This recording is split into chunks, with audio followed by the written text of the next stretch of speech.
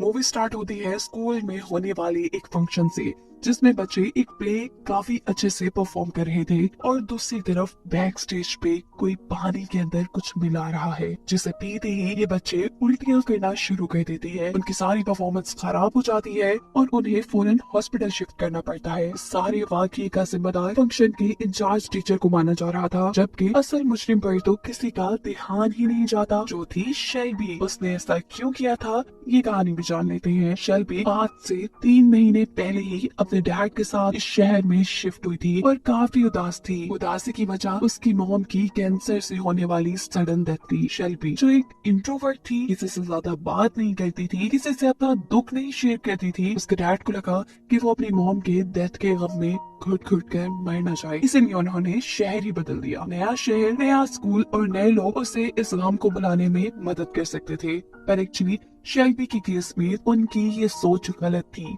वो कभी भी लोगों से घुल मिल नहीं पाती थी और इस नए स्कूल में भी जब शरारती बच्चे उसका मजाक उड़ाते हैं तो वो अपने आप को कंट्रोल नहीं कर पाती और जोर से अपनी बुक उठाकर लड़की को मार देती है, जिसके रिजल्ट में टीचर उसे क्लास से निकाल देते हैं। हालांकि वो ये जानते थे कि बेशक शेल्बी का रिएक्शन गलत था, पर गलती दूसरे ग्रुप की थी। इसीलिए वो शेल्बी को कुछ देर बाद अपने ऑफिस में बुलाकर समझाने लगती है कि अगर ऐसे लोगों की बातों को हमने सीरियस लेना शुरू कर दिया तो हमारी जिंदगी तो काफी मुश्किल में पड़ सकती है। तुम्हें इन सब चीजों को इग्नोर करना चाहिए। वो शेल्बी की मॉम की डेथ के बारे में भी जानते थे। प्रोफेसर कहते हैं कि मुश्किल वक्त सब पर आता है, पर मुश्किल वक्त का कॉन्फिडेंस और बहादुरी से सामना करना पड़ता है। शेल्बी भी सबका कॉन्फिडेंस से मुकाबला करना चाहती थी, पर उसकी ये सारी सोच तभी हवा में उड़ जाती है जब प्रोफेसर के ऑफिस से निकलने पर वो शरारती बच्चे दोबारा उसका पीछा करने लग जाते हैं। वो भाग कर घर आ जाती है। मूड खराब होने की वजह से उसके डैड उसे चीयर अप करने की कोशिश कर रहे थे, उसकी बचपन की तस्वीरें दिखाते हुए, जिन्हें देखकर वो एम्बैरेस हो चुकी थी और इस सब में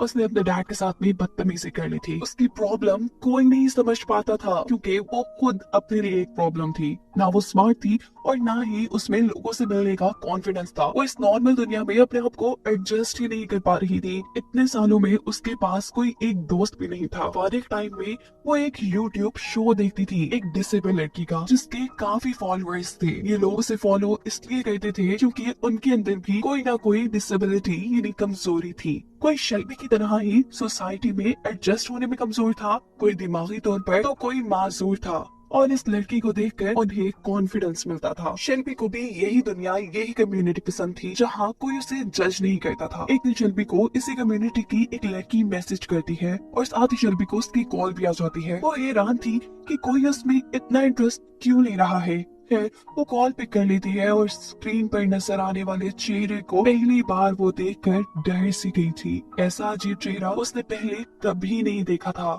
ये लड़की शेल्बी से बात करना चाहती थी, पर वो शेल्बी को अपना नाम नहीं बताती और कहती है कि मुझे बेस्टी कहकर पुकारना। शेल्बी को उससे बात करते हुए बिल्कुल हेजिटेशन नहीं हो रही थी, इसीलिए जल्द ही वो दोनों अच्छे दोस्त बन जाती है और शेल्बी अपना सारा वक्त इसी के साथ गुजारना शुरू कर देती है। बेस्टी शेल्बी का कॉन्फिडेंस बढ़ाने में बहुत मदद कर रही थी। शेल्बी उसके कहने पे एक नए लुक के साथ स्कूल जाती है, नया हेयर स्टाइल और थोड़ा सा ब्लंट मेकअप, जो उसका कॉन्फिडेंस बढ़ाने में उसकी मदद दे रहा था। यहाँ दोबारा जब शरारती ग्रुप उसे तंग करने की कोशिश करता है तो शेल्बी आज उन्हें अच्छा सबक सिखाती है। ऐसा करने के बाद उसे अंदर से खुशी महसूस हो रही थी, और क्योंकि ये सब बेस्टी की वजह से हो रहा था, इसीलिए बिना कुछ सोचे समझे अब शेल्बी ने बेस्टी की बातों को हुक्म की तरह मानना शुरू कर दिया था। बेस्टी शेल्बी से कहती है कि तुम्हें अपने डर को खत्म करना होगा, जिसके लिए मैं तुम्हें कुछ चैलेंजेस दूंगी। जैसे आज वो पहला चैलेंज उसे अपनी डैड की कोई खास चीज चुराने को कहती है। वो अपने डैड का कॉफी मग छुपा कर अपने पास रख लेती है। उसके डैड इस मग को बहुत ज्यादा ढूंढते हैं क्योंकि ये शेल्बी की मॉम का मग था। अगले दिन बेस्टी उसे इस कप को तोड़ देने को कहती है। ये काम उसके लिए मुश्किल था, पर बेस्टी के कहने पे उसने ये भी कर दिया था। जब शेल्बी बेस्टी से बात कर रही थी तब हमें ये पता चल जाता है कि बेस्टी उसे हर तरह से मैनिपुलेट कर सकती है और ऐसे वो शेल्बी से कोई भी काम करवाने की ताकत रखती है। शेल्बी को लग रहा था कि जितने भी काम बेस्टी उसे बताती है ये उसका कॉन्फिडेंस बढ़ाने के लिए है। हालांकि वो सारे काम छोटे छोटे क्राइम थे, जैसे बेस्टी ने उसे रात में लोगों के घर पे अंडे मारने को बोला था और स्टोर से चीजें चुराने को भी। असल में ये सभी काम तो बेस्टी खुद करना चाहती थी, पर क्योंकि वो घर से नहीं निकल पा रही थी, इसीलिए वो वो शेल्बी का इस्तेमाल कर रही थी यही सब काम करवाने के लिए, जिससे उसे मेंटल सेटिस्फेक्शन होता था। बेस्टी की बात मानते मानते शेल्बी एक नेगेटिव इंसान बन चुकी थी और अपने डैड से भी दूर हो चुकी थी और इस चीज का उसे एहसास तक नहीं था। कभी कभी तो शेल्बी को खुद भी बेस्टी की लॉजिक समझ नहीं आती थी, जिस तरह बेस्टी ने उसे स्कूल के फंक्शन में परफॉर्म करने से भी मना कर दिया था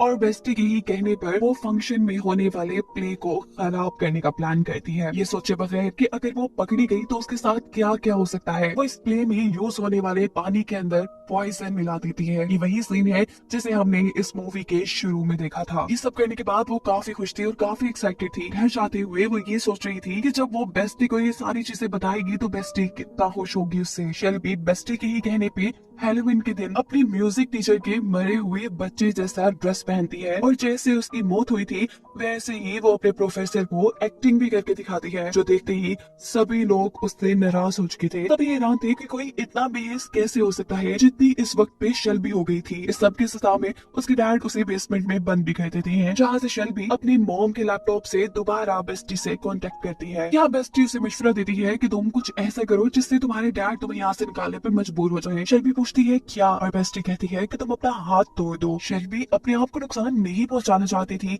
इसलिए वो बेस्टी को मना कर देती है, पर बेस्टी तो ना सुनने के लिए तैयार ही नहीं थी। वो शेल्बी से कहती है कि तुम एक अच्छी दोस्त नहीं हो, तुम बहुत बुज़दिल हो, और उसकी मैनिपुलेशन वाली ये बातें शेल्बी को उसका हाथ तोड़ने पर मजबूर कर देती हैं। उसके ऐसा करने पे बाकी उसे बेसमेंट से निकाल दिया जाता है और हॉस्पिटल लेकर जाया जाता है, जहाँ जाकर उसे एहसास हुआ था कि बेस्टी बहुत ज्यादा टॉक्सिक थी और उसकी वो दोस्त नहीं थी, असल में वो दुश्मन थी और अपने मन चाहे काम शेल्बी से करवा रही थी। इन सारी चीजों का एहसास होने पे शेल्बी अपने पुराने काम छोड़कर दोबारा एक अच्छी जिंदगी शुरू करती है। उसने बेस्टी से सारे कॉन्टेक्ट खत्म कर दिए थे और उससे जितना हो सकता था वो अपनी गलतियों को सुधार भी थी। वो अपने डैड को उसकी मॉम का कप जोड़ के भी देती है, उनसे माफी मांगती है और फिर अपने म्यूजिक टीचर के पास जाती है जिसकी बेटी की मौत का शेल्बी ने मजाक बनाया था और अपने इस नए सफर में उसकी एक रिवर नामी लड़के से दोस्ती हो जाती है जो तकरीबन उसी जैसा इंट्रोवर्ट था, यानी ज्यादा लोगों से बातें नहीं करता था। और जब शेल्बी को ये बात पता चलती है कि रिवर भी उसकी फेवरेट यूट्यूबर का फैन है तो उसे और भी खुशी हुई थी, ये जानकर कि उनके इंटरेस्ट भी सेम है। खैर अब शेल्बी घर जाने वाली थी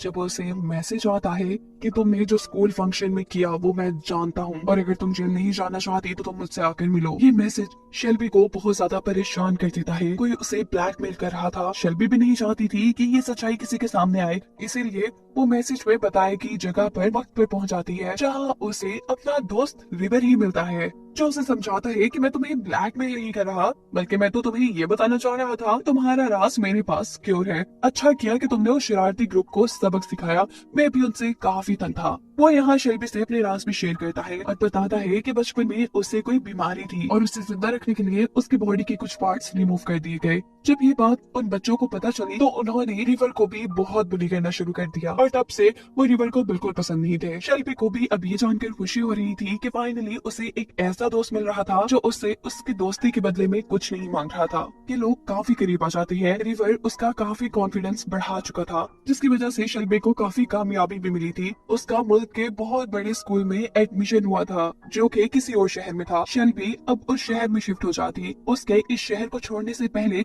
रिवर उसके लिए एक सरप्राइज प्लान करता है और उसे लेकर शहर से दूर एक नदी के पास ले आता है। घर के अंदर जाने पे शेल्बी को ये घर और भी ज्यादा डरावना लग रहा था। उसे लग रहा था कि यहाँ कोई रहता है, पर रिवर कहता है नहीं ऐसा नहीं है। वो अब सामने एक दीवार दिखती है जो उसे कुछ जानी पहचानी लग रही थी। सोचते पे उसे याद आता है कि ये वही बैकग्राउंड है जो बेस्टी की वीडियो कॉल में नजर आया करता था। उसकी सिक्स सेंस उसे ये बता रही थी कि अब उसके साथ बहुत कुछ गलत होने वाला है। वो यहाँ से भागना चाहती थी, लेकिन इससे पहले ऐसा कुछ करती उसे सीढ़ियों से अपनी तरफ कोई आता दिखाई देता है और इसे देखकर शेल्बी बहुत ज्यादा डर जाती है। वो जोर जोर से चिल्लाने लगी थी। वो भागकर रिवर के पास जाती है। उसे लग रहा था कि रिवर उसे बचा लेगा, पर यहाँ रिवर उसे पकड़कर मार देता है और हमें सबसे बड़ा सच ये पता चलता है कि रिवर को शेल्बी में कोई इंटरेस्ट नहीं था। उसने शेल्बी से दोस्ती करने से लेकर उसे मारने तक के सारे काम बेस्टी के कहने पे किए थे, क्योंकि बेस्टी उसकी भी दोस्त थी। अब बात कर लेते हैं बेस्टी की। तो बेस्टी को एक साइकोलॉजिकल इशू था।